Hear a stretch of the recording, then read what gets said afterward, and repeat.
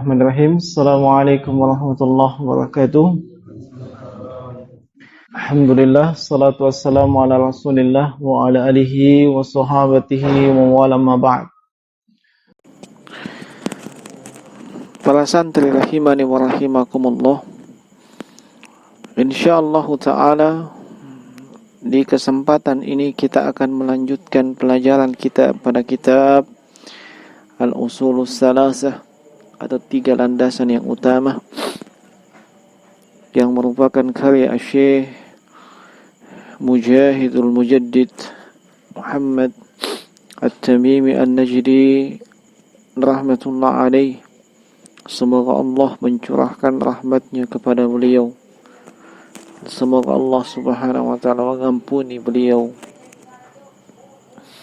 Di pertemuan sebelumnya kita sudah menyebutkan apa yang disebutkan oleh Syekh tentang 3 pokok yang wajib untuk kita pelajari dan wajib untuk kita amalkan.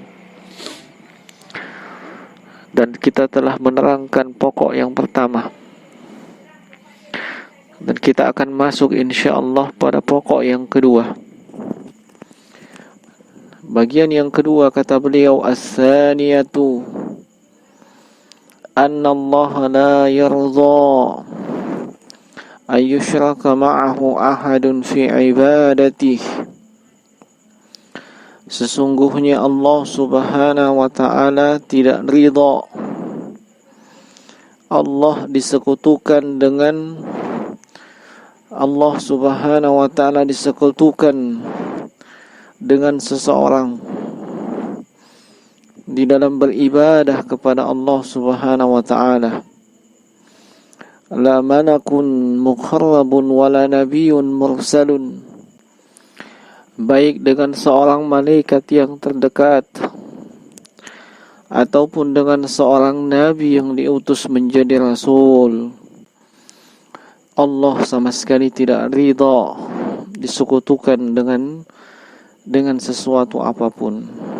Apakah disekutukan dengan malaikat ataupun dengan nabi, apalagi disekutukan dengan manusia yang derajatnya jauh di bawah malaikat maupun di bawah nabi. Kemudian beliau mengatakan wad dalilu, adapun dalilnya adalah qauluhu ta'ala, firman Allah subhanahu wa ta'ala, wa annal masajida lillah fala tad'u ma'allahi ahada. Dan sesungguhnya masjid-masjid itu adalah kepunyaan Allah, maka janganlah kalian beribadah kepada seorang pun di dalamnya di samping beribadah kepada Allah subhanahu wa ta'ala. Ayatnya terdapat dalam surah Al-Jin di ayat yang ke-18. Para santri rahimani wa rahimakumullah, pokok yang kedua ini adalah pokok terkait dengan larangan untuk berbuat kesyirikan. Larangan berbuat syirik atau melakukan kesyirikan, menyekutukan Allah subhanahu wa ta'ala dengan apapun atau dengan siapapun. Dan beliau menyebutkan dalilnya. Mengapa Allah tidak ridha? Allah sebutkan dalam surah Al-Jin ayat 18 tadi. Di dalam ayat tersebut Allah melarang manusia beribadah kepada apapun dan siapapun selain daripada Allah, di samping beribadah kepada Allah. Dan Allah tidak melarang kepada sesuatu kecuali hal tersebut pasti Allah tidak ridhoi. Tidaklah Allah melarang kita dari melakukan sesuatu kecuali hal tersebut tidak diridhoi oleh Allah subhanahu wa ta'ala. Sehingga ketika Allah melarang kita berbuat syirik, menyembah kepada apapun dan siapapun selain daripada Allah, itu artinya Allah tidak ridha dengan kesyirikan. Allah tidak ridha dia disekutukan dengan apapun dan siapapun. Dan kesyirikan atau mempersekutukan Allah Subhanahu wa taala adalah dosa yang terbesar. Dosa yang terbesar. Dosa yang paling besarnya, yang bisa menyebabkan seseorang itu tidak mendapatkan ampunan dari Allah Subhanahu wa taala. Di dalam surah An-Nisa ayat ke-48 Allah Subhanahu wa taala berfirman, "Innallaha la yaghfiru ay yushraka bih wa yaghfiru ma duna dzalika liman yasha." Sungguhnya Allah tidak mengampuni dosa kesyirikan, dosa mempersekutukan Allah dengan apapun dan dengan siapapun. Dan Allah mengampuni dosa yang derajatnya di bawah daripada kesyirikan bagi siapa yang Allah kehendaki. Ini bahaya syirik. Dan kesyirikan juga menyebabkan seseorang itu diharamkan untuk masuk ke dalam syurga, dan menyebabkan seseorang itu masuk ke dalam neraka. Dalam surah Al-Maidah ayat ke-72 Allah Subhanahu wa taala berfirman, "Innahu man yusyrik billah faqad harramallahu 'alaihi al-jannah wa ma'wahu an-nar wa ma lidh-dhalimina min ansar." Sungguhnya siapapun yang menyekutukan Allah dan ia meninggal dalam keadaan demikian, belum bertaubat, maka Allah mengharamkan atasnya masuk ke dalam syurga, dan dia akan ditempatkan ke dalam neraka. Wa ma lidh-dhalimina min ansar, dan tidak ada satupun yang bisa menjadi penolong atau yang menolong siapapun yang berlaku syirik tersebut. Demikian pula disabdakan oleh Rasulullah sallallahu alaihi wasallam di dalam hadis yang dikeluarkan oleh Imam Al-Bukhari dalam sahihnya. Rasulullah bersabda, "Man laqiyallaha la yusyrik bihi syai'an dakhala al-jannah." Siapa saja yang bertemu dengan Allah, yakni pada hari kiamat, di akhirat, dalam keadaan dia tidak menyekutukan Allah dengan sesuatu apapun, niscaya dia akan dimasukkan ke dalam syurga. "Wa man laqiyahu yusyrik bihi syai'an dakhala an-nar." Dan siapa yang bertemu dengan Allah nanti, dan dia bertemu dengan Allah dalam keadaan mempersekutukan Allah, melakukan syirik kepada Allah, niscaya dia akan dimasukkan ke dalam neraka. Ini pokok yang kedua yang wajib kita ketahui dan kita amalkan. Maksudnya kita amalkan setelah kita mengetahui larangan daripada menyekutukan Allah, larangan berbuat syirik, kita tinggalkan hal tersebut dengan sejauh-jauhnya. Kita tinggalkan hal tersebut dengan sejauh-jauhnya. Kemudian pokok yang ketiga, as-salisatu anna man ata'a ar-rasulah wa wahhada Allah la yajuzu lahu muwalatu man hadda Allah wa rasulah walau kana aqraba qaribin. Yaitu siapa saja yang mentaati Rasulullah sallallahu alaihi wasallam dan juga mentauhidkan Allah, tidak menyekutukan Allah, maka dia tidak boleh mencintai siapa saja yang memusuhi Allah dan Rasulnya. Ya. Siapa saja yang memusuhi Allah dan Rasulnya, walaupun mereka ini masih ada hubungan kedekatan, seperti keluarga. Dan ini termasuk prinsip al-wala wal bara, yaitu loyalitas dan berlepas diri. Ya.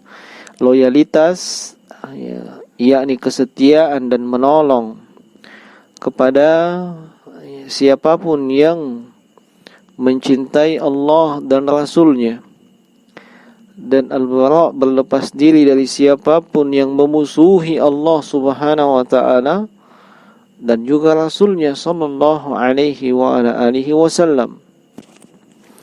Mengapa demikian? Sebab Allah subhanahu wa ta'ala berfirman dalam surah Al-Mujadilah ayat yang ke-22. Sebagaimana ini yang dijadikan dalil oleh Syekh rahimahullah. Allah subhanahu wa ta'ala berfirman, La tajidu qawman yu'minuna billahi wal yawmil akhir yuwadduna man haddallaha wa rasulah walau kanu aba'ahum aw abna'ahum aw ikhwanahum aw ashiratahum ulaika kataba fi qulubihimul iman wa ayyadahum biruhim min wa yudkhiluhum jannatin tajri min tahtihal anhar khalidina fiha radhiyallahu anhum wa radu an ulaika hizbullah ala inna hizballahi humul muflihun. Kalian tidak akan mendapati suatu kaum yang beriman kepada Allah dan hari akhirat saling berkasih sayang dengan mereka yang menentang Allah dan Rasulnya, walaupun orang tersebut adalah bapak-bapak atau anak-anak atau saudara atau keluarga mereka. Inilah yang Allah subhanahu wa ta'ala telah tanamkan keimanan dalam hati mereka, dan Allah kuatkan mereka dengan pertolongan yang datang dari Allah. Dan Allah memasukkan mereka ke dalam syurga yang di bawahnya mengalir sungai-sungai. Mereka kekal di dalamnya. Allah ridha terhadap mereka dan mereka pun ridha terhadap Allah. Itulah yang disebut dengan Hizbullah, golongan Allah. Ketahuilah, sungguhnya golongan Allah itulah golongan yang paling beruntung.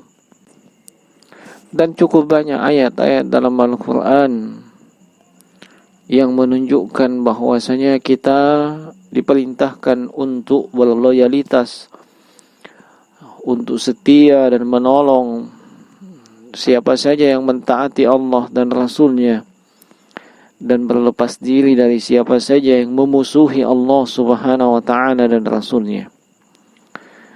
Seperti misalnya di dalam surah Ali Imran ayat 118, Allah subhanahu wa ta'ala berfirman, Ya ayyuhalladzina amanu la tattakhidhu bitanatan min dunikum la ya'lunakum khabala. Wahai orang-orang beriman, kata Allah, jangan kalian mengambil mereka yang bukan dari kalangan kalian, yakni bukan dari kalangan kaum muslimin, yang engkau jadikan sebagai teman yang engkau percaya. Sebab mereka yang berada di luar Islam, bukan kaum muslimin, sebenarnya tidak henti-hentinya mereka berusaha mendatangkan kerusakan bagi kalian. Demikian pula dengan firman Allah subhanahu wa ta'ala di dalam surah Al-Ma'idah di ayat yang ke-51. Ya ayyuhalladzina amanu la tattakhidul yahuda wan nasara awliya ba'duhum awliya'u ba'd wa man yatawallahum minkum fa innahu minhum innallaha la yahdil qaumadh dhalimin. Wahai segenap hamba-hamba Allah yang beriman, jangan kalian mengambil kaum Yahudi dan Nasrani sebagai pemimpin-pemimpin kalian. Sebagian mereka adalah pemimpin bagi sebahagian yang lainnya. Dan barang siapa di antara kalian yang mengambil mereka menjadi pemimpin atau teman dekat, maka sungguhnya mereka itu termasuk sama dengan mereka. Dan Allah Subhanahu wa taala tidak memberikan petunjuk kepada mereka yang melakukan kezaliman.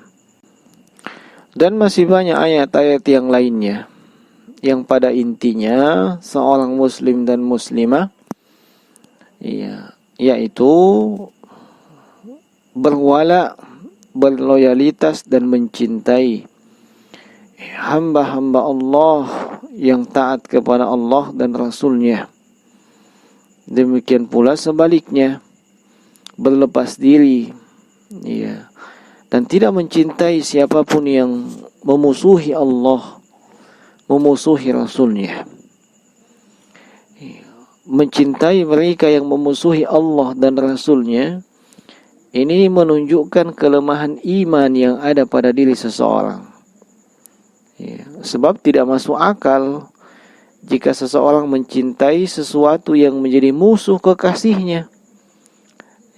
Kita mengaku mencintai Allah, mencintai Rasulnya, tetapi kita juga mencintai musuh Allah dan musuh Rasulnya. Itu tidak masuk di akal. Dan berloyalitas kepada mereka yang menjadi musuh Allah dan Rasulnya, itu sama saja menolong dan membantu mereka di dalam kekufuran dan kesesatan mereka. Dan itu bisa mendatangkan kecintaan kepada mereka. Sehingga kesimpulannya, seorang hamba Allah yang beriman itu berkewajiban memusuhi siapa yang memusuhi Allah dan Rasulnya. Sekalipun memusuhi Allah dan Rasulnya adalah mungkin orang yang terdekat. Tetapi ketika kita memusuhi orang tersebut, ketika kita membencinya, bukan artinya kita tidak boleh menasihati, bukan artinya tidak boleh mendakwahi. Tidak demikian. Namun tetap kita menasihatinya, mengajaknya kepada kebaikan dan seterusnya. Dan bukan artinya tidak boleh kita jadi tidak boleh kita berteman atau kenalan dengan mereka. Boleh saja kita berteman, boleh saja kita berkenalan dengan mereka, tetapi tidak boleh dijadikan sebagai sahabat yang terdekat. Tidak boleh dijadikan sebagai sahabat yang terdekat.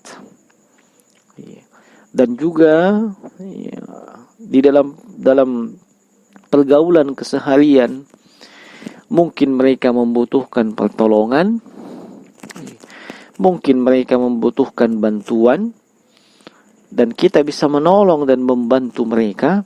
Kita menolong dan membantu mereka, selama itu bukan dalam perkara yang bertentangan dengan syariat, dan selama itu bukan dalam rangka menolong dan membantu kesesatan mereka. Olehnya hendaknya kita pahami hal tersebut. Kecintaan kepada Allah dan Rasulnya itu pokok, tidak bisa diganggu-gugat. Sebab kita ini muslim dan muslimah.